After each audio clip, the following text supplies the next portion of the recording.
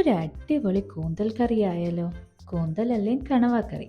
ഞാനിവിടെ 300 ഗ്രാം കൂന്തൽ കഴുകി വെച്ചിട്ടുണ്ട്. അതിലേക്ക് 1/4 ടീസ്പൂൺ മഞ്ഞൾപ്പൊടി, 1/2 ടീസ്പൂൺ മുളക് പൊടി, 1/4 ടീസ്പൂൺ കുരുമുളക് പൊടി ചേർത്ത് അല്പം ഉപ്പ് കൂടി ചേർത്ത് നല്ലതുപോലെ മിക്സ് ചെയ്ത് മാറ്റി വയ്ക്കാം.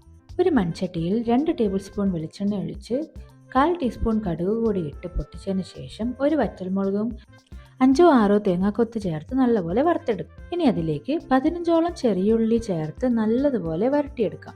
ഇനി ഇതിലേക്ക് ഒരു പീസ് ഇഞ്ചി, 4 വെളുത്തുള്ളി ചേർത്ത് നല്ലപോലെ വഴറ്റിയെടുക്കാം. പച്ചമണം മാറി വരുന്ന സമയത്ത് ഇതിലേക്ക് 3 പച്ചമുളക് നടുവെ ചീന്തിയതും അല്പം കറിവേപ്പിലയും കൂടി ചേർത്ത് നല്ലതുപോലെ വഴറ്റിയെടുക്കാം. ഉള്ളിയുടെ കളറൊക്കെ ഒന്ന് മാറി വരുന്ന സമയത്ത് ഒരു തക്കാളി കൂടി ചേർത്ത് നല്ലതുപോലെ വഴറ്റിയെടുക്കാം.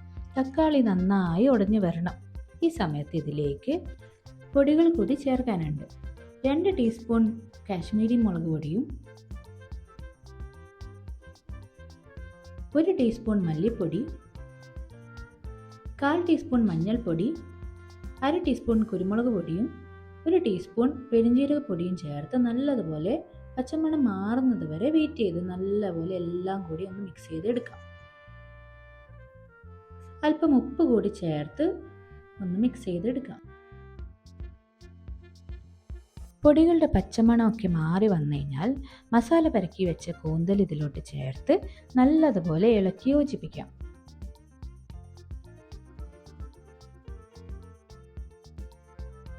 കൂന്തലും ആ മസാലയൊക്കെ നല്ലതുപോലെ മിക്സായി വന്നതിന് ശേഷം ഗ്രേവിക്ക് ആവശ്യമുള്ള വെള്ളം കൂടി ചേർത്ത് ഒന്ന് മിക്സ് ചെയ്തതിന് ശേഷം അടച്ചു വെച്ച് വേവിച്ചെടുക്കാം.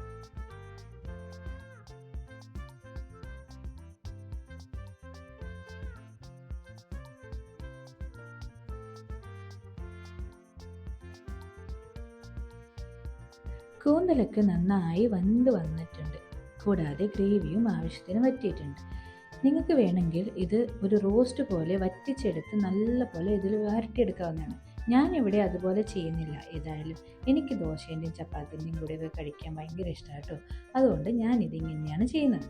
ഇനി ഒരു ലേശം 1/4 ടീസ്പൂൺ കായപ്പൊടിയും കൂടി ചേർത്ത് ഒന്നും കൂടി ഇളക്കി യോജിപ്പിച്ചതിന് ശേഷം ഒരല്പം വെളിച്ചെണ്ണ കൂടി ചേർത്ത് അല്പം കറിവേപ്പിലയും കൂടി ചേർത്ത് അടച്ചു വെച്ച് ഗ്യാസ് ഓഫ് ചെയ്യാം. വളരെ രുചിയോടുന്ന ഒരു കറിയാണ് കേട്ടോ. നിങ്ങൾ എന്തായാലും എല്ലാവരും ഉണ്ടാക്കി നോക്കിയിട്ട് അഭിപ്രായം കമൻറ്റ് ബോക്സിലിടാനും കൂടാതെ വീഡിയോസ് ലൈക്ക് ചെയ്യാനും ഷെയർ ചെയ്യാനും സബ്സ്ക്രൈബ് ചെയ്യാനും കൂടി മറക്കരുതേ. അപ്പം ശരി, അടുത്ത വീഡിയോയിൽ കാണുന്നത് വരെ വണക്കം.